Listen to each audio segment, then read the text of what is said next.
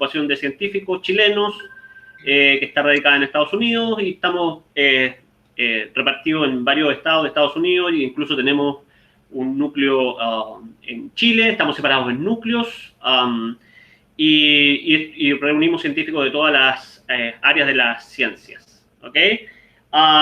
Empezamos a hacer estos seminarios hace algunas semanas atrás debido a la gran crisis, a la pandemia del coronavirus, ¿no es cierto?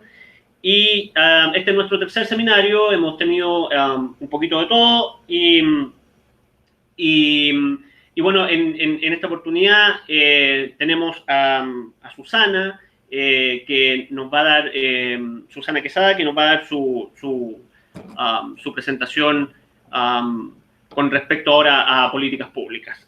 Algún par de cosas antes de comenzar es, en el lado derecho de la pantalla, ustedes pueden ver que tienen una sección que es un chat, pueden hacer todas sus preguntas ahí, y al final de la presentación de Susana vamos a hacer las preguntas. Yo voy a ser el moderador. Y la última cosa es que esta sesión se está grabando, así que después esto se sube al canal de YouTube de Nexos y se les va a enviar el link para que ustedes puedan acceder al video y puedan compartirlo con quienes ustedes quieran. ¿Ok?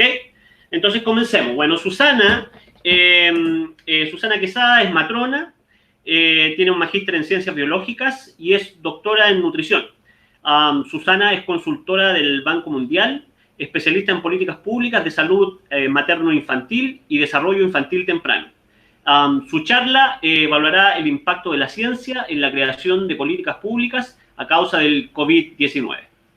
Muchas gracias, Susana, y el escenario es todo tuyo. Hola, gracias por la invitación, gracias Marcelo, y gracias a Nexos, porque la verdad es que como que en el año 2012-2013 que llegué a Estados Unidos fue como que estaba haciendo justo la transición de la ciencia a las políticas públicas, fue como un pedacito de lo que estaba dejando unirme a una reunión de Nexos y esa vez, además de quedar con grandes amigos, quedé con muy buenos recuerdos y ahora, gracias al COVID, tengo la oportunidad de vincularme de nuevo con ustedes. Gracias por la invitación. Quiero empezar contándoles, voy a compartir la pantalla y ustedes me dicen. Sí, parece que ahí se ve. Ahí se está cargando. Ahí está bien. ¿Sí? ¿Se ve? Sí. Ya. Lo primero es que quiero contarles que esta es primera vez que hago una presentación como esta, como muchas primeras veces que probablemente nos están ocurriendo a todos en el contexto de una pandemia. Y voy a tratar de hacer como un recorrido por lo que de una u otra forma también es mi historia personal. ¿Cuáles son los contenidos, los alcances de esta presentación? No les voy a hablar de la pandemia y su manejo. No soy especialista necesariamente en emergencias ni epidemióloga. Tampoco les voy a presentar conocimientos o resultados de alguna investigación mía. Esto más bien se va a tratar de una reflexión personal, que casi que es una lluvia de ideas. Es primera vez que las hilo de esta forma. Y quiero irles contando a través de esta historia, con apoyo de evidencia, ¿cierto? Cómo veo de alguna forma el impacto o la necesidad del impacto de la ciencia en las políticas públicas. En la presentación les voy a contar algunos ejemplos que fueron inspiradores para mí, como un gran vínculo entre ciencia y política pública. Y al final les voy a contar algo que también tiene que ver con una experiencia profesional, pero no se las voy a contar desde mi perspectiva personal, sino de la mirada de los expertos. Y es precisamente, les voy a contar cómo se realizan los registros de las defunciones en Chile. Y en específico les voy a contar cómo funciona el sistema de registro civil y estadísticas vitales, porque es una política clave para la democracia, bien poco conocida, pero muy importante para la democracia, para la planificación de las políticas públicas y en especial de las políticas sanitarias. Y en especial en un contexto de pandemia, donde estamos todos muy intrigados en cómo se cuentan las defunciones, que lamentablemente es en la punta del iceberg que podemos ir viendo del problema social al que nos estamos enfrentando.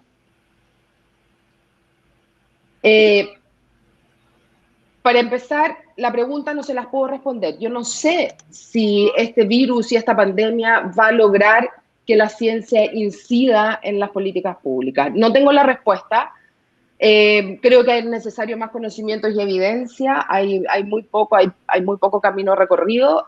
No sabemos, pero sí les puedo decir lo que creo que personalmente nunca había vivido.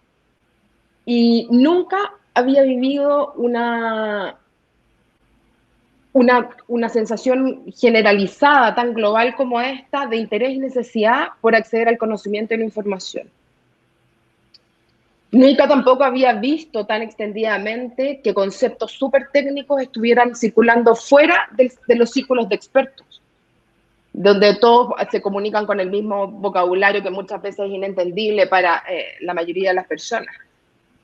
Y tampoco había visto nunca una movilización tan global y tan profunda por un objetivo social común y transversal, mundial, que es combatir la pandemia. Esas tres cosas que me pasan, creo que dan una oportunidad única, desde miles de perspectivas, no solo del impacto de la ciencia en las políticas públicas, en muchos otros procesos probablemente. Y entonces yo creo que da una oportunidad única para decir y jugársela de que sí, que a lo mejor las ciencias sí van a incidir en las políticas públicas, pero yo creo que eso depende de muchas cosas. Y en esta presentación les quiero contar un poco de por qué depende de los científicos, también esto, el rol que podemos jugar como científicos. Y porque no se trata solo de que todos los científicos sean expertos en virus o en pandemias. No se trata de que todos sean epidemiólogos. Se trata principalmente de que detrás de la formación científica hay una forma de aproximarse a los problemas. Hay una estructura, casi que yo la llamaría, al menos a mí me pasa, para mí es una estructura mental de cómo me aproximo a cualquier problema. Por más cotidiano que sea, es una forma de pensar. Y sí, es un poco pensamiento crítico, probablemente. Pensamiento muy crítico que te lo da el entrenamiento científico muchas veces. El punto es cómo trasladamos esta forma de ver los problemas a la política pública.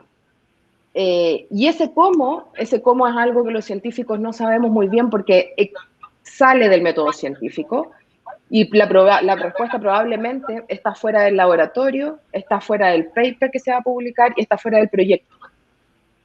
Cae en otro terreno y cae en el terreno de lo más subjetivo.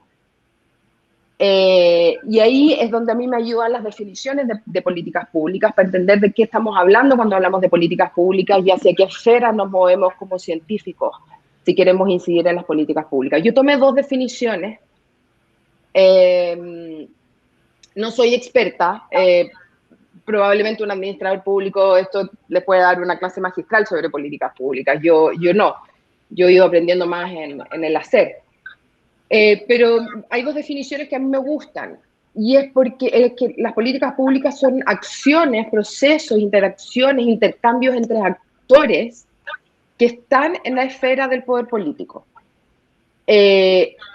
Por lo tanto, cuando hablamos de estudiar políticas públicas, de analizar y por lo tanto impactar en las políticas públicas, hablamos de que hay que analizar el poder político. Hay que analizar los juegos de poderes, de qué, cuándo, cómo, cuáles son las consecuencias de ello. Y por el otro lado, y otra definición que a mí me acomoda mucho, es que tiene que ver con la esfera de lo público, con la esfera de la acción o la inacción gubernamental en respuesta a un problema social, que es un problema público. El punto es que como problema social, se encuentra tensionado por los valores en la sociedad, por las disputas entre valores, y eso es poco tangible muchas veces, lo que lo hace un tanto etéreo para quienes estamos más acostumbrados a lo concreto. Si sabíamos que es súper necesario que la ciencia incida a las políticas públicas, yo creo que después del inicio de esta pandemia no hay dudas. Pero no hay dudas de que hay que hacerlo, el punto es cómo lo hacemos. Y encontré, como les comenté en algún minuto, la formación científica es una forma de enfrentarse a los problemas. Cuando se nos ocurrió el nombre de esta presentación, mi necesidad era buscar si había evidencia de lo que yo quería hablar, y por supuesto hay. Y hay publicaciones, y me voy a ir basando en algunas que encontré que me parecieron súper interesantes. Una de ellas es, por ejemplo, hay una opinión publicada en el Nature, pero que llama la atención, diciendo que la misión de la ciencia moderna hoy día no es solo crear conocimiento, sino que es usar el conocimiento científico para abordar problemas sociales. Y eso es lo que hoy día nos está pasando con la pandemia. La pandemia es un problema social y nos está movilizando como científicos a querer hacer más por este problema social. Sin embargo, como les decía, parece que esta búsqueda tiene que estar fuera del laboratorio, porque los científicos que están más aislados realizando ciencia no saben o no sabrán cuáles son las respuestas más relevantes para la sociedad, y tampoco van a influir en las decisiones. Esto en un contexto de prepandemia, porque hoy día yo creo que el problema social es tan evidente para todos que por eso creo que esta es una oportunidad, porque ya inmediatamente trascendimos estos límites que la visión de cómo hacemos las cosas nos imponen. Hay varios papers que andan buscando cuál es el rol de los científicos en la toma de las decisiones y en el diseño de las políticas públicas. Y encontré un libro súper interesante que busca generar 4 ideales de tipos de científicos que podrían influir en las políticas públicas. Y eso depende de un poco algunos valores y algunas creencias sobre el rol de la ciencia en la sociedad y el rol de un experto en la democracia. Y es súper interesante cómo se cruzan la mirada de ciencia y la mirada de democracia. Y es ahí donde este autor propone que hay 4 tipos de científicos: los cientistas más puros, los científicos que juegan, o sea, que inciden en el arbitraje respondiendo preguntas técnicas, los que abogan por alguna causa específica, y los que él llama the honest broker, que es en el fondo como el que incide de manera honesta, mostrando las opciones basadas en evidencias para que los tomadores de decisiones hagan sus decisiones. Los invito a ver esa publicación, es súper interesante, cómo va definiendo la mirada de la ciencia y de algo más desconocido para nosotros, para los científicos, que es los modelos, las aproximaciones a los modelos de democracia.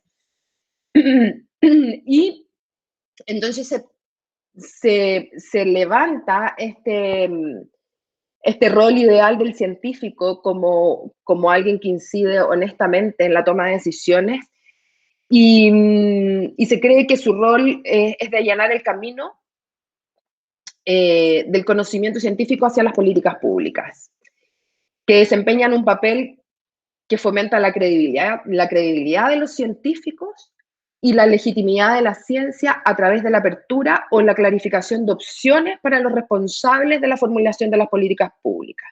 En contraste con estos otros tres roles o ideales de científicos, que es reducirlas, o sea, responder según el criterio del tomador de decisiones, ¿cierto? Que sería un árbitro, responder sí o no, básicamente, en base a las prioridades o a lo que el tomador de decisión piensa que es importante, sin el que no entrega opciones útiles en términos de resolver el problema social, que serían los cientistas puros, que van en la búsqueda del conocimiento, per se, que aquí no hay ningún juicio de valor, no tiene que ver con que uno está mejor que el otro, tiene que ver con los roles que se van jugando y con los intereses personales también. Y en contraste con este otro, con el cuarto, que es quienes están haciendo abogacía por algún tema en específico, con evidencia, sin evidencia, o el interés por hacer abogacía por este objetivo en particular puede ser transparente o no puede ser transparente. Y ahí probablemente tenemos lo que muchos conocemos como lobistas, por un lado. Estas definiciones de roles, y tomando en cuenta el que incide honestamente en la determinación de las decisiones de políticas públicas, se ve influido en cómo puede llevar a cabo este rol. Y hay otro paper que hace una revisión de cuáles serían estas áreas o estas etapas que hay que desarrollar para lograr influir, para que la academia influya en la definición de políticas públicas. Y el punto de partida, por supuesto, es hacer investigación de alta calidad. Eso es el punto de partida. Luego, que sea relevante y entendible. Y en esto el rol de comunicar transversalmente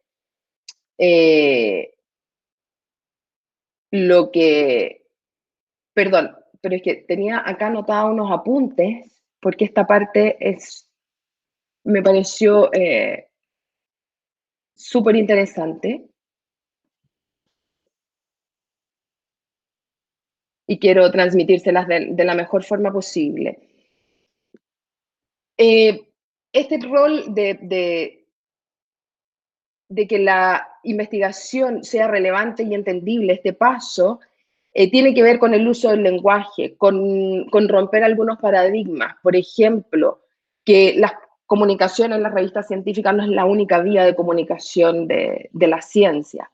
En los blogs, las redes sociales, pueden ser formas de comunicar de manera mucho más amplia y probablemente más transversal en la sociedad.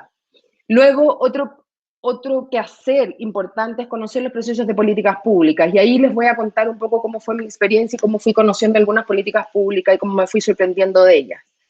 En esto de conocer las políticas públicas también hay que reconocer que en última instancia quienes hacen las decisiones no son los científicos, sino que son los políticos, en nombre de los electores, y que las propuestas que un científico o un investigador le puede hacer son solo parte de una solución que es bastante más global que solo esas opciones. Por lo tanto, eso también es súper importante entenderlo, porque los académicos somos, yo me considero, en algún minuto fui académica, muy buenos para ubicar nuestro trabajo en el contexto de la literatura académica, pero también necesitamos, para incidir en las políticas públicas, situarlo en un panorama político.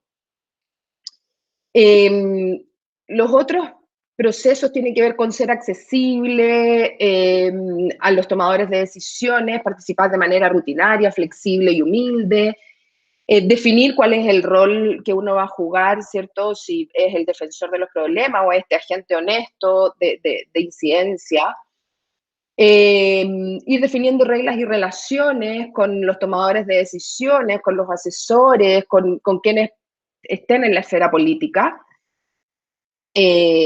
contar con cierta cantidad de habilidades blandas que en general son resumidas como las personas que son emprendedoras o asociarse con algún emprendedor. Ahí yo no soy muy experta, pero la persuasión es clave en estas habilidades blandas. Y aquí, en términos personales, quiero contarles que es lo que a mí me pasó también. Si uno quiere entrar a este mundo real de las políticas públicas, digo mundo real porque se enfrentan los problemas sociales cotidianos, hay que sentirse impulsado por querer estar ahí, por disfrutar de encontrar soluciones a problemas complejos, más que impulsados, por ejemplo, por la pasión de agregar una publicación más al currículum. Y eso es lo que les voy a contar en la siguiente diapositiva, porque la autoría es algo que se pierde. No, es difícil, si uno se dedica 100% a esto, que pueda publicar como apostaba en el ámbito académico. Y por lo tanto, la idea es estar motivado genuinamente para participar con este compromiso político desde el impacto de lo social, no desde el juego político de los partidos políticos, no me refiero a esa mirada, pero también viéndolo como un ejercicio súper valioso de derecho propio. Y que en el fondo ser muy instrumental a los objetivos globales comunes, que es manejar e incidir en que las políticas públicas y la solución de los problemas de las personas estén basados en evidencia. Esa es una forma de incidir en las políticas públicas, según este paper, y creo que, según mi experiencia, que es un poco lo que les quería contar también, que es lo que trato de resumir acá, en distintos momentos de la vida fui entendiendo la política, desde la política universitaria, entendí un poco cómo se mueve la agenda pública, cómo se posicionan los temas. Tuve la suerte de estar en lugares con acceso a distintos tipos de formación en un único campus, en LUSACH, en la Universidad de Santiago, donde interactuábamos ingenieros, con periodistas, etcétera. Entonces se creaban redes multidisciplinarias que me fueron abriendo algunos caminos y algunas redes, y que me permitieron, por ejemplo, pasar de una carrera clínica a un área científica y aprender a cooperar y colaborar desde el área académica y científica. Y después, por también algunas coincidencias y casualidades de la vida, me tocó, y gracias a la carrera clínica, me tocó interactuar socialmente con las pacientes y comprendiendo los problemas. Entendí cómo funcionaba la oferta de servicios sanitarios, por ejemplo, en mis prácticas clínicas. Y también pude ir accediendo al conocimiento de políticas públicas porque me tocaba básicamente trabajar en la ejecución de ellas, de las políticas sanitarias como matrona en formación. Y por lo tanto, en este camino se fue mezclando la investigación básico-clínica, la academia, con el trabajo en el servicio público, en algunos ministerios, o sea, en el gobierno, y posteriormente con organismos de cooperación internacional, donde fui aprendiendo cómo se puede incidir y hacer incidencia, algo que está un poco, que no está muy escrito, cómo incidir en la toma de decisiones basadas en evidencia. Y qué son las cosas a las que uno tiene que renunciar.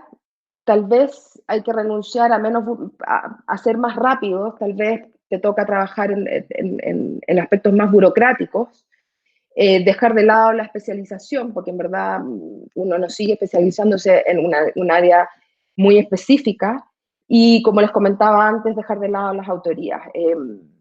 Lo que uno escribe o lo que uno ayuda a construir, no es algo en el que haya espacio para una autoría personal, porque son políticas públicas que lo ideal es que trasciendan incluso gobiernos. Entonces, en verdad uno entrega información y no hay, y el nombre de uno no aparece en ningún lugar. Y esto era lo que les quería contar, cuáles son los ejemplos inspiradores. Esta era mi tesis doctoral. Esta fue mi tesis doctoral. A mí me tocaba trabajar en el laboratorio como matrona y me especialicé en placenta. Este fue uno de los últimos trabajos que presentamos y en la medida que conocía la placenta a nivel molecular, me iba entusiasmando, iba conociendo otros aspectos de la política pública a través de trabajar en un ministerio, incluso como matrona, que tenía que ver con el Programa Nacional de Alimentación Complementaria. Y ahí entendí cómo, por ejemplo, detrás de una política pública, como muchos a lo mejor pueden conocer, no estoy tan segura, pero que es la Purita Mamá, que es como la leche que se le entrega a las mujeres en el consultorio, bueno, se le entrega a todas las mujeres embarazadas o en periodo de lactancia. Detrás de esta política pública, del rediseño de esta política pública, había un entendimiento clarísimo, por ejemplo, del transporte placentario, de la nutrición, del impacto en el desarrollo fetal de los ácidos grasos omega 3. Toda esta evidencia llevó a que se realizaran pequeñas investigaciones clínicas para, pequeñas investigaciones para ir mejorando los contenidos de la leche que se le entregaba a las mujeres embarazadas y finalmente se transforma en esta leche Purita Mamá, que es una, creo, no estoy 100% segura, pero me atrevería a decir que no hay otro programa público que yo conozca en el mundo que entregue leche fortificada específicamente, por ejemplo, con omega 3 para impactar la acumulación de ácidos grasos y en el desarrollo del feto y especialmente de su cerebro.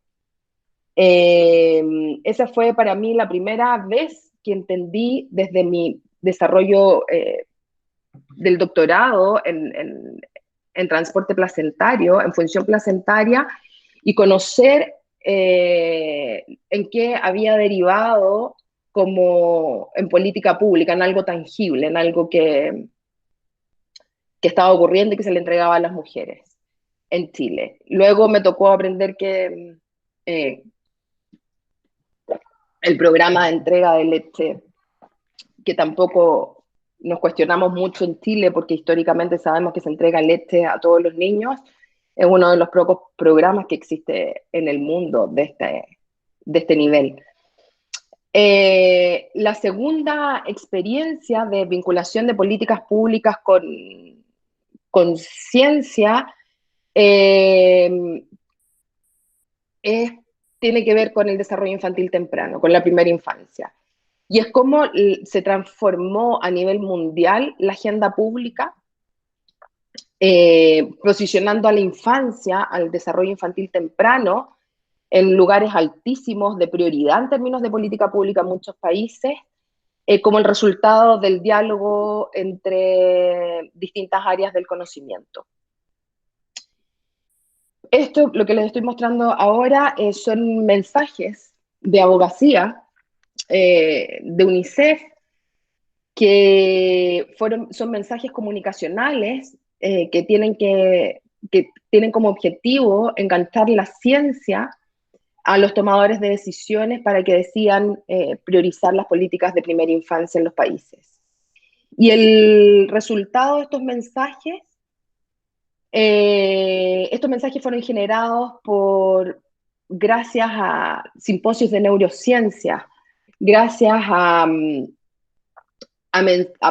evidencia acumulada por muchas áreas del conocimiento, entre ellos la neurociencia, la psicología, la medicina y especialmente la economía también, que fue quien creemos que fue la clave para transformar toda esta evidencia en un discurso que impactara a los políticos y los convenciera de que los países tenían que apostar por el desarrollo de la primera infancia.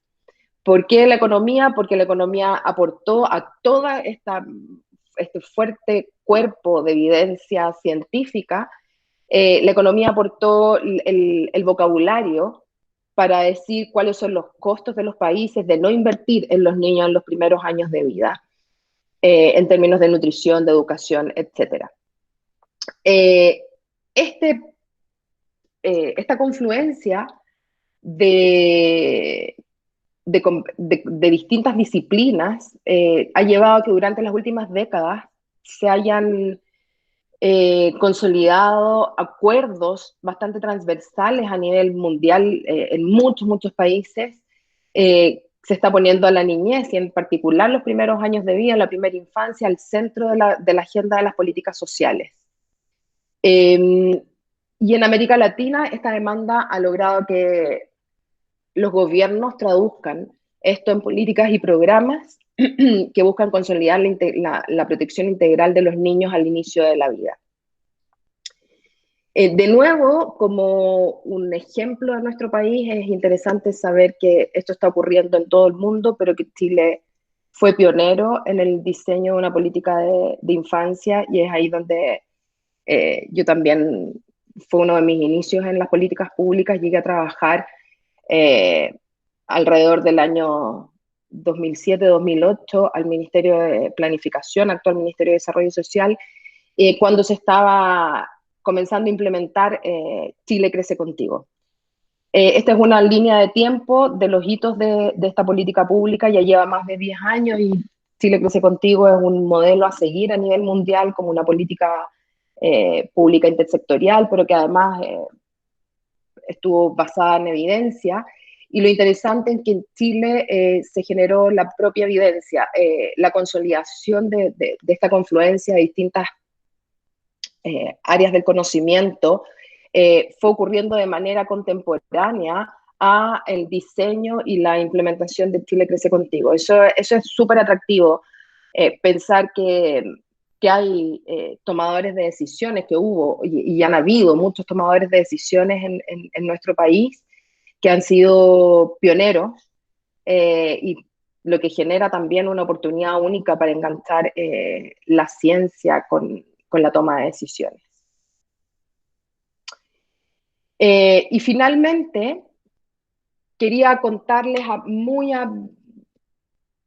atingentemente a la pandemia, otra de las políticas públicas que me ha tocado conocer de cerca, que la conocí en Chile, y que después me di cuenta cómo, de nuevo, cómo el diseño y la ejecución de algunas políticas públicas en Chile han sido pioneras en la región y en el mundo. Y por eso la importancia también de conocer los procesos de políticas públicas, porque creo que si los conocemos, no podríamos hoy día tener claridad de qué podemos demandar, qué no podemos demandar, en términos de información, por ejemplo, y también de qué contamos y con qué contamos y con qué no contamos en un momento clave para la sociedad. Con qué información tiene el país y qué información va a necesitar, probablemente para empezar a hacer frente a lo que viene en términos de superación de la pandemia. Y es el sistema de registro civil y estadísticas vitales. Los sistemas de registro civil y estadísticas vitales son reconocidos como una herramienta clave para la democracia y para la planificación de las políticas públicas. Perdón. En especial para las políticas sanitarias. Todos conocemos en Chile el sistema de registro civil y estadísticas vitales. Lo que pasa es que a todos nos ha tocado vincularnos con esta herramienta, con esta política pública, pero la desconocemos como en su conjunto probablemente. Y por ejemplo, ¿por qué los sistemas de registro civil y estadísticas vitales son tan claves para la democracia? Porque de ellos, por ejemplo, dependen la cantidad de votantes en las elecciones. Y en Chile, por ejemplo, hemos tenido noticias, aunque después se los voy a aclarar, que hay errores en el padrón, por ejemplo, del CERVEL. ¿Qué pasa con 14.000 fallecidos, dice esta columna, habilitados para votar? De manera interesante, vamos a ver que en realidad esto no es un error del sistema, sino que probablemente burocracia extra, porque si ustedes leen esto, dice que el CERVEL no ha recibido los certificados de defunción correspondientes que debió haber expedido el registro civil.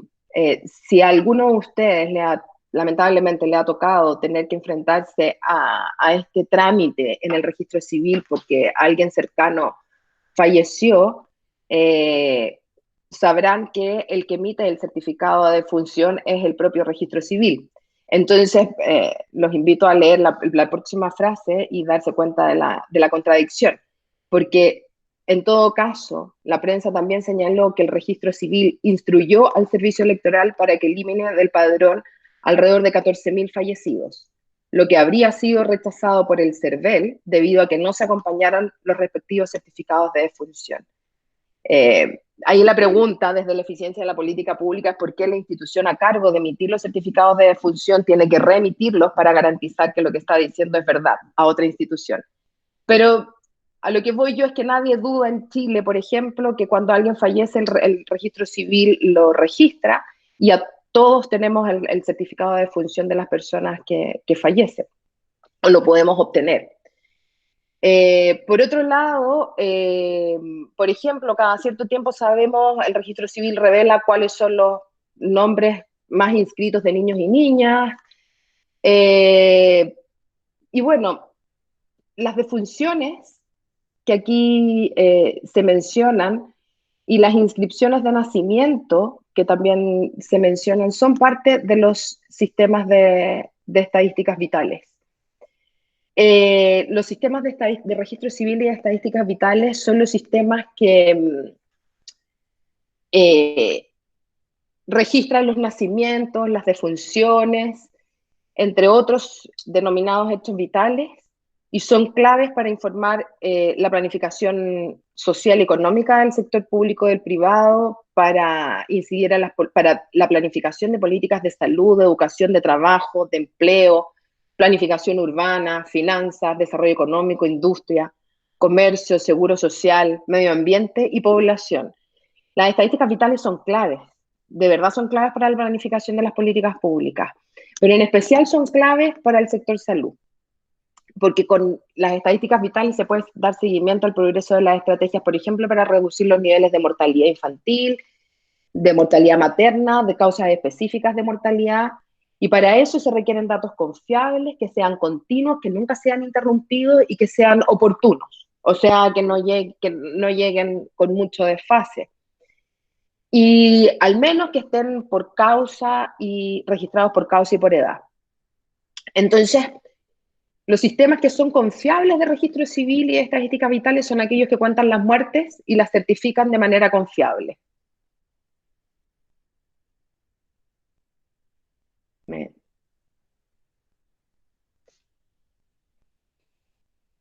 ¿Y cómo están formados los registros de los sistemas de registro civil y estadísticas vitales? Estos sistemas registran los nacimientos, las defunciones, algunos otros hechos vitales como el matrimonio, los divorcios, etc. En general, en términos generales, estos hechos vitales como el nacimiento y las defunciones son notificadas desde el sector salud, luego son certificadas oficialmente por lo que conocemos como registro civil, que además es quien emite los documentos de identificación de las personas y los listados electorales, como les mostraba en la diapositiva anterior. Y el procesamiento estadístico de toda esta información son lo que dan como resultado las estadísticas nacionales y subnacionales. El punto, y se llaman sistemas, es porque están conformados por distintas instituciones, que son las responsables de garantizar que ciertos hechos se registren, como los servicios de salud, por ejemplo, que se registran los nacimientos y las defunciones, y dar garantía de que ese hecho vital ocurrió, o sea, de que ese recién nacido nació de esa madre, porque con eso garantizo y certifico identidad, o de que esa persona efectivamente es la persona que está fallecida. La complejidad de unir todos estos hechos en un sistema es que estos eventos son registrados por distintas instituciones y las distintas instituciones tienen distintas gobernanzas, distintas estructuras, distintos objetivos globales, etc. Entonces la clave para que funcione como un registro es que sean estrategias que estén alineadas e interrelacionadas. Y eso no es fácil en la política pública, es súper complejo de alcanzar. Sin embargo, y aquí es donde les quiero contar cómo está Chile, el sistema de estadística de registro civil y estadísticas vitales de Chile, si ustedes se ubican en el mapa, está de color azul turquesa, y eso corresponde al grupo de países que tienen la mejor performance de registro civil y de estadísticas vitales. O sea, estamos en el grupo número 1, junto con países como pueden ver, Europa y América del Norte y Australia. Esto está reconocido, esto es un paper que está publicado en The Lancet, esto está reconocido no solo en The Lancet, sino por todos los organismos internacionales que se dedican a esta temática. Y es conocido y ampliamente reconocido que el sistema de registro civil y estadísticas vitales de Chile es una política intersectorial que está altamente consolidada.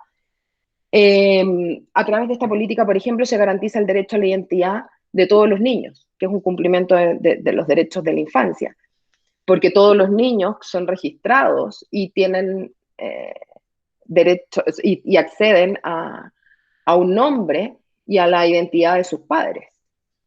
Es un sistema que es garante de procesos democráticos transparentes, porque existe independencia, como les mostraba en la diapositiva donde se pelea el servicio de registro electoral con el registro civil. Existe independencia entre las dos instituciones. No, sabemos que una no es capaz de influenciar a la otra. Y eso da garantías de que los procesos de elecciones son transparentes. Es una herramienta de planificación de políticas públicas súper sólida, y en especial para las políticas sanitarias. Y finalmente les quiero contar, no de mi boca, sino de una presentación que encontré, cómo funcionan las estadísticas vitales en Chile. Es información agregada que está referida a los hechos vitales, nacimientos de funciones fetales, matrimonios y acuerdos de unión civil que ocurren en el territorio chileno. Constituyen hechos que están relacionados al comienzo de la vida, a los cambios del estado civil o al término de la existencia de una persona.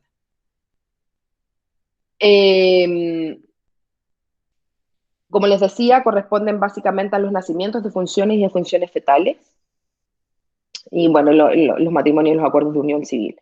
Sin embargo, no entran en las estadísticas vitales.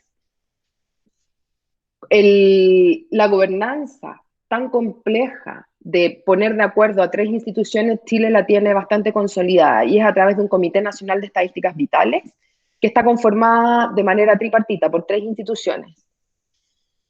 El Ministerio de Salud, a través de su Departamento de Estadísticas e Información en Salud, el INE, el Instituto Nacional de Estadística, y el Registro Civil de Identificación, a través de un convenio que es el convenio tripartito, que está disponible en la página web del Ministerio de Salud. Se fijan las funciones, las responsabilidades, la frecuencia, todo eso lo pueden encontrar en la página web del Ministerio de Salud, y está decretado cada una de las acciones que tienen que cumplir cada una de las instituciones que forman parte de este comité. Los principios del sistema, y de nuevo, por eso es un sistema que es reconocido internacionalmente como altamente consolidado, tiene cobertura universal, se registran todos los hechos vitales en Chile. O sea, no tenemos subregistro. Es continuo, no se da, nunca se interrumpe el registro de estos hechos. Tiene permanencia, el Estado registra los hechos vitales a partir de la creación del registro civil en 1885. Los registros son obligatorios y no solo, y ojo que hay una obligatoriedad, pero no es necesario tener acciones coercitivas sobre la población para que los hechos sean registrados. Al contrario, es una política pública que está altamente incorporada en nuestra cotidianeidad. Nadie duda que hay que ir a registrar a la guagua que recién nació a la oficina del registro civil, o que hay que sacar el carnet de identidad, por ejemplo, o hay que registrar una defunción, porque además no se puede, no se da el pase para la sepultación a través de los cementerios sin el certificado y sin todo esto, o sea, sin el certificado de defunción. Hay una integración institucional, que es esto lo que le digo yo, una gobernanza compleja de tres instituciones que están alineadas por un objetivo común, y son estas tres instituciones a través de este comité interinstitucional. Son confidenciales, se garantiza el secreto estadístico, y se difunden permanentemente a través de un anuario de estadísticas vitales que es publicado, ojo, desde 1909. El sistema de estadísticas vitales además reconoce la autoridad de cada una de las instituciones y por lo tanto su autoridad técnica sobre cierto grupo de datos. El registro civil es el que registra, el Ministerio de Salud es el que revisa las variables que tienen que ver con salud, el INE es el que revisa las variables sociodemográficas, o sea, las que tienen que ver con su expertise, y luego de una consolidación de todo esto se publican y se difunden las estadísticas vitales. Entonces, el registro civil tiene una base de datos donde registra, almacena y guarda los nacimientos y las defunciones. Voy a dar solo estos dos ejemplos. Luego, estos registros que vienen del certificado de nacimiento y del certificado de defunción, ¿cierto?, son compartidos al Ministerio de Salud, quien analiza, evalúa, procesa, compara, codifica, valida y corrige las variables, el set de variables que le corresponde al Ministerio de Salud por su expertise, y lo mismo hace el INE con sus variables. Y cuando hablamos de variables, ¿qué variables específicas se tiene que hacer cargo el Ministerio de Salud? Y es precisamente la codificación de las causas de muerte. Y eso a través de una norma técnica que ustedes pueden ver que es del año 2008, se lleva a cabo a través de la Clasificación Internacional de Enfermedades versión número 10. Esto es que es responsabilidad de un equipo de codificadores de mortalidad del Departamento de Estadística e Información de Salud del Ministerio de Salud, y se lleva a cabo de acuerdo a las reglas de codificación que establece la CIE-10, esta clasificación internacional de enfermedades, en sus 3 volúmenes. La codificación de las causas de enfermedad, que es otra cosa que también se hace, son responsabilidad de los codificadores de los recintos hospitalarios. Lo importante aquí y en el contexto, es que hay codificación de enfermedad que se hace en los hospitales, pero la codificación de las causas de muerte se hace de manera centralizada en el Ministerio de Salud. ¿Y cuál es el alcance de clasificar las enfermedades? Que permite, al tener las causas de muerte clasificadas, se permite un registro sistemático, se permite que sean analizados, interpretados y comparados en diferentes áreas, épocas, entre distintos países, porque la mayoría de los países sigue esta misma regla de clasificación. La gracia de esta clasificación, que en Chile, insisto, se hace de manera centralizada, es que convierte estos términos diagnósticos, o sea, en palabras, los diagnósticos que ponen los médicos en el certificado de función, los pone en códigos alfanuméricos que son de fácil almacenamiento y de fácil recuperación para analizar la información. Y por lo tanto, esto permite que se hagan análisis de situación de salud por grupos específicos de población, y muy atingente a la pandemia, con esto se puede conocer la incidencia y la prevalencia de ciertas enfermedades. Y para ir cerrando, quería contarles a grandes rasgos cómo funcionaba esto, pero a la luz de los desafíos que tenemos, cuál es el desafío del sistema de registro civil y estadísticas vitales, yo no les, a lo mejor lo podemos conversar, pero lo que yo sí sé, y la evidencia muestra, que el desafío no es la cobertura y tampoco la calidad de los registros. Chile, en el año 2008, una estimación de la cobertura de registro de fallecimientos, o sea, de defunciones en Chile, estimaba que el 100% de ellas eran registradas. Como les mostré antes, las causas de muerte son codificadas a nivel central. Y hay otros estudios que muestran la fortaleza técnica y la integridad de los registros del sistema de registro de estadísticas vitales chilenos. Así que lo que sí me atrevo a decir es que el desafío no tiene que ver ni con cobertura ni con la calidad de los registros, como ocurre en gran parte de la región de Latinoamérica, principalmente como pueden ver en el gráfico, en los datos de la izquierda.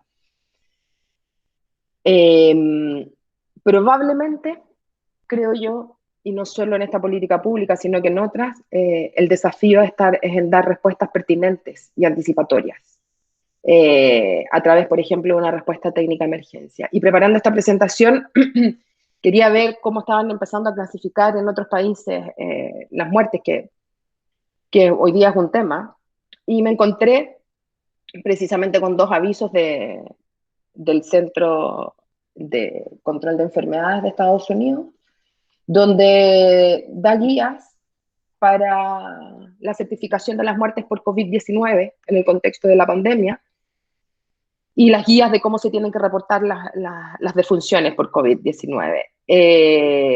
Revisé, ahí está el link por si lo quieren revisar, y da algunas recomendaciones de cómo codificar. Yo creo que este tipo de respuestas son las que Chile sí está preparado, por ejemplo, para dar, porque tiene robustez en el diseño y la ejecución de algunas políticas públicas, en específica esta, y sin duda anticiparse, por ejemplo, a respuestas en términos de codificación o de registro, permitiría que aseguremos que tenemos una información de fácil acceso hoy día para poder ser revisada en el futuro. Finalmente, para cerrar un poco esta lluvia de ideas y de conocimientos de políticas públicas que he tenido, quisiera también decirles que esto tiene que ver con el cumplimiento y con el enfoque de derechos humanos, y que los organismos especialistas en esto, por ejemplo, ya sacaron resoluciones sobre la recomendación a los estados en el contexto de la pandemia. Y sí, desde esta perspectiva también se insta a los gobiernos, ¿cierto?, a que los planes de acción y las políticas que emergen como respuesta a la pandemia se basen en la mejor evidencia científica y el derecho humano a la salud. También se les hace un llamado a los estados a que tienen que ser procesos transparentes, independientes, participativos, claros e inclusivos, y que se tienen que instrumentar espacios oportunos de participación social para la evaluación de los impactos de los resultados y de los resultados de las medidas que se adoptan durante la pandemia. Y también se les insta a que se establezcan espacios de diálogo nacionales con la participación de personas expertas, independientes, y las instituciones nacionales de derechos humanos y el sector privado. Esto tiene un objetivo, y que en algún minuto también creo que nos encontramos con Marcelo en una discusión por las redes sociales, que hay un llamado también en términos de cumplimiento de derechos humanos, y tiene que ver con la transparencia de la información y las decisiones que se toman. Eso también es un deber de los estados y de los gobiernos, y a los que los organismos entendidos también están instando a que ocurra. Y para cerrar, la última que apareció hoy día, vi que apareció el concurso para proyectos de investigación sobre el coronavirus de la Agencia Nacional de Desarrollo Desarrollo e Investigación creo que es, ¿no? ANID, porque con esto de la nueva institucionalidad me confundí un poco. Pero salió a través del Ministerio de Ciencia, el día fue anunciado, así que bienvenido. Aquí también parece que se están abriendo oportunidades. Eso era lo que les quería contar hoy día. Gracias. Muchísimas gracias, Susana. ¿Me escuchan bien, no? ¿Me escucho? Sí, yo te escucho. Perfecto. Mira, tenemos hartas preguntas. Muchas gracias por toda la información, un montón de información que para los científicos y para los no científicos es súper importante saber, ¿no? Partamos con lo último, que lo tenemos más fresco, ¿no? Una de las preguntas, como tú decías, nos encontramos en una discusión en las redes, ¿no? Y una de las preguntas que teníamos a raíz de estas estadísticas que decían cuántas personas habían muerto por el coronavirus, ¿no es cierto? Y nos preguntábamos cómo Chile estaba haciendo tan bien en cuanto a la cantidad de muertos, creo que es alrededor del 0.5%, ¿no es cierto? Que es súper bajo comparado con cualquier otro país. Entonces, juntando un poco dos conceptos, uno de lo que tú hablabas de la codificación, ¿no es cierto?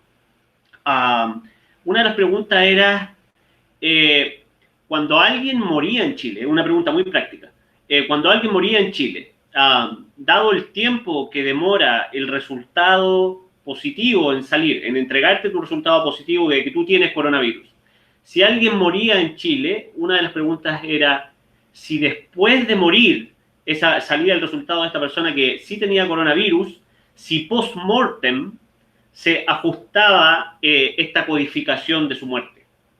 ¿Se sabe si eso es así? Yo no sé cuáles son las normas hoy día para el coronavirus, pero sí sé que eso se hace de forma regular para cualquier enfermedad infecciosa. Por ejemplo, si hay un examen, por ejemplo, que tiene que ser confirmado por el ISP, sí, ese tipo de cosas se hacen, se corrigen. Se corrigen y sí. Ok, y eso va ligado a esta siguiente pregunta, que es con el tiempo. O sea, nos preguntamos cuán eficiente es esta codificación y cuán eficiente es este reporte también. Dado que a raíz de estas estadísticas que salieron en comparación, ¿no es cierto?, de las muertes en marzo de este año versus las muertes en los últimos 5 años, ¿no es cierto?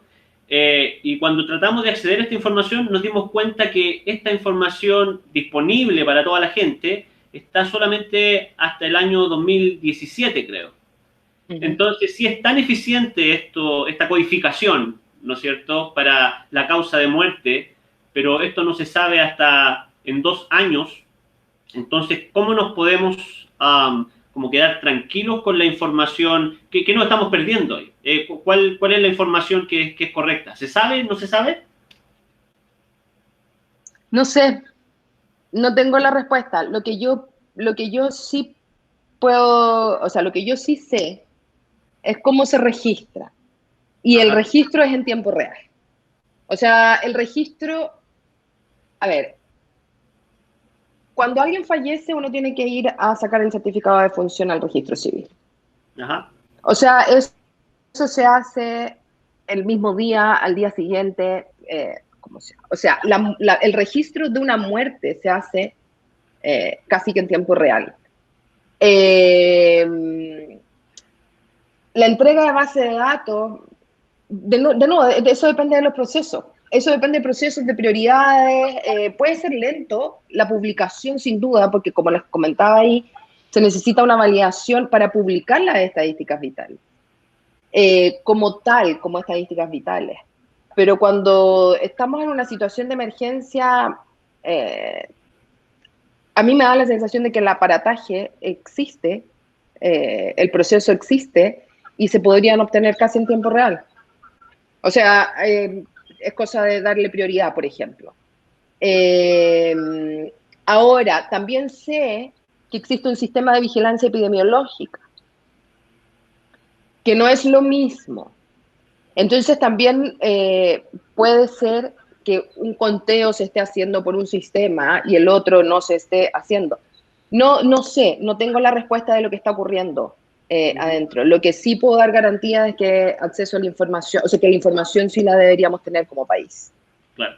Bueno, sí, llama un poco la atención, dado que tenemos una evaluación tan alta en el sistema de salud, ¿no es cierto? El sistema de reporte en Chile, en relación al mundo, ¿no es cierto? Que uno se tenga que demorar 2 años para acceder a una información que es ratificada tan rápido, ¿no es cierto?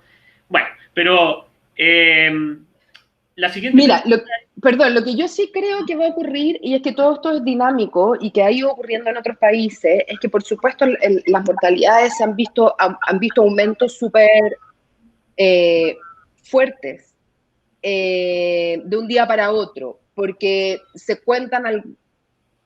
están contando las muertes por COVID, por ejemplo, por test positivos, etcétera, pero luego, cuando se recolectan los certificados probablemente de defunción, se mira rápidamente y se asigna entonces como que son COVID. Y eso da aumento de cifras de un día para otro que salen como súper abultadas, pero tiene que ver con la revisión de los registros.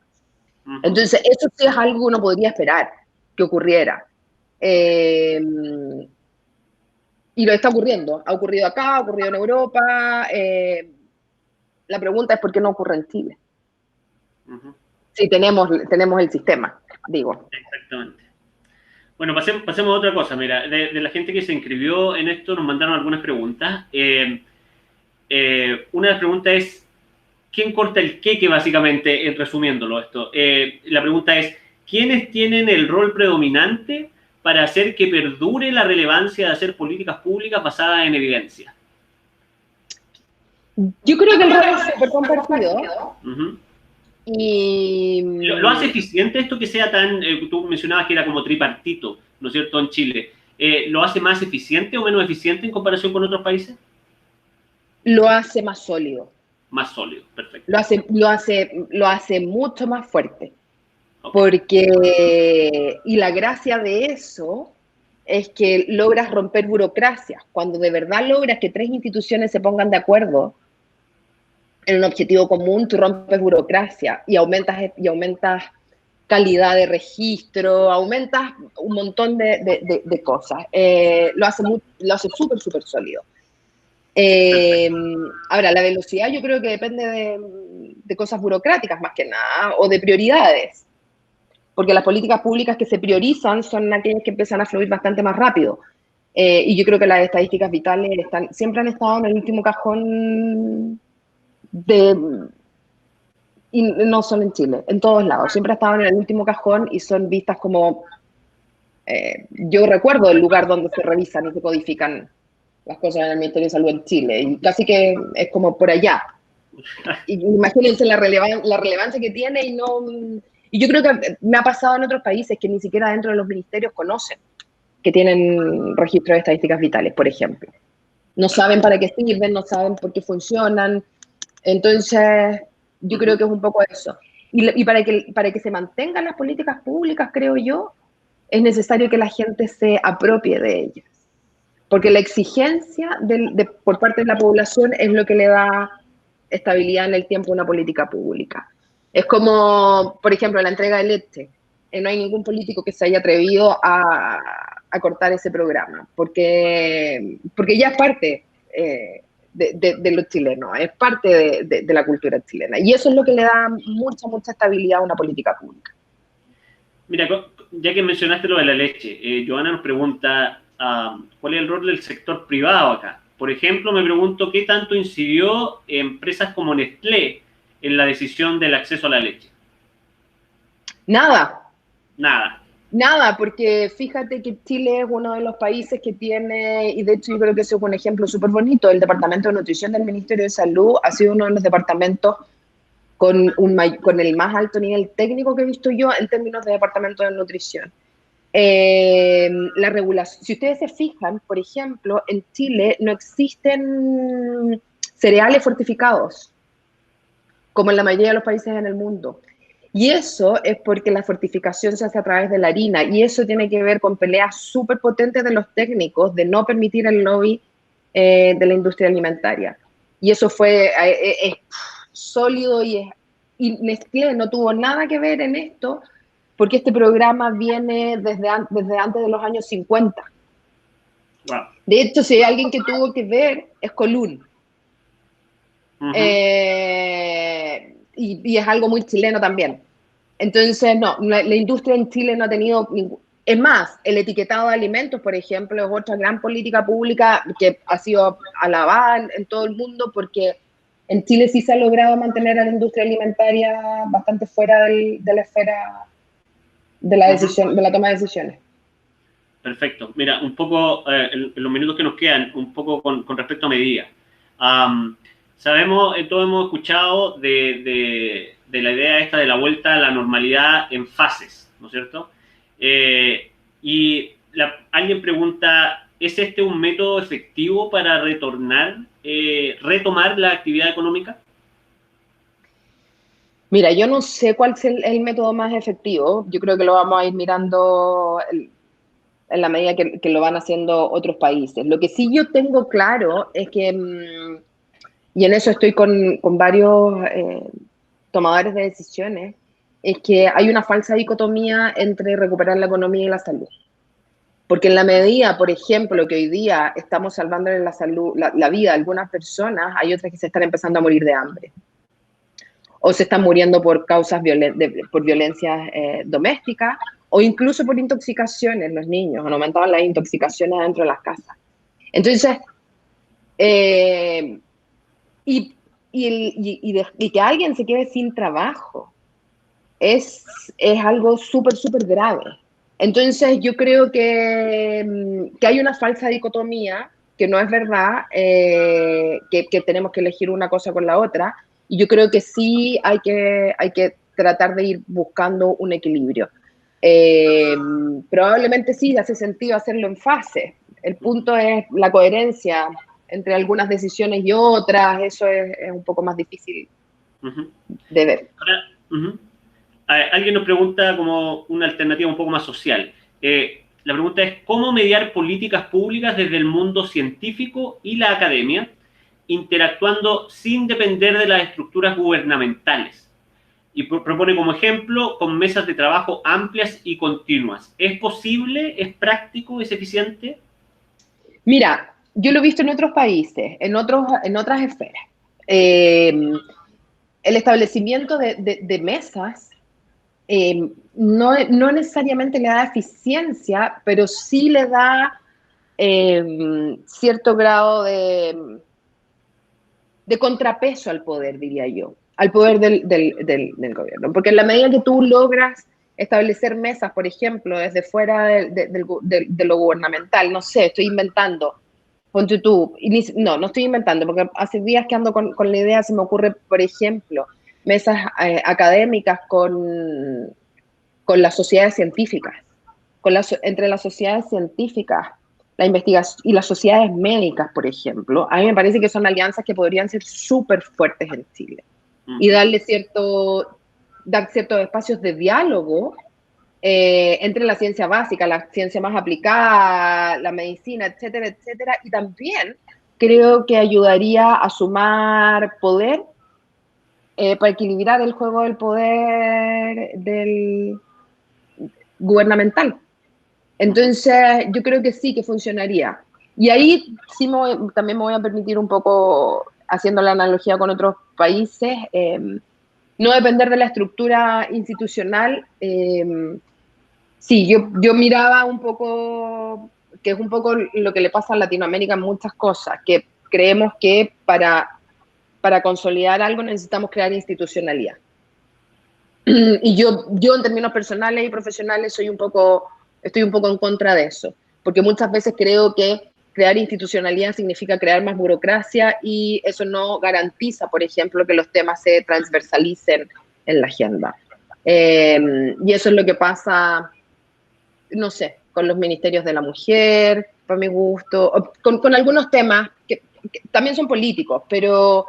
Por ejemplo, yo no estoy tan segura que la creación de un ministerio de ciencia, que poniendo el ejemplo en Chile, sea garantía de que la ciencia vaya a estar en el ámbito de la toma de decisiones públicas. Mira, un No, poco relacionado con lo mismo, Joana también pregunta, ¿cuáles crees que son los canales y estrategias de comunicación efectiva? Social media, a través de algún ministerio, desde el sector privado, ¿cuáles crees tú que pueden ser los canales más efectivos para este tipo de cosas? yo creo que todos los canales son en un momento donde necesitamos posicionar y necesitamos enganchar para trabajar en conjunto. Yo creo que todos los canales son necesarios. De hecho, creo que hay que saturar los canales. Esa sería mi estrategia. Yo creo que hay que ir por todos y mientras más confluimos como asociaciones, por ejemplo, o academias, universidades, eh, yo creo que más peso se le puede dar. Eh, Ujú. y eso, por definición, yo creo que nadie se tiene que quedar abajo. Por ejemplo, no, ¿me entiendes? Como yo creo que en estos momentos todos tenemos que subirnos al carro y ponernos detrás de quien también a lo mejor tenga Ujú. más incidencia.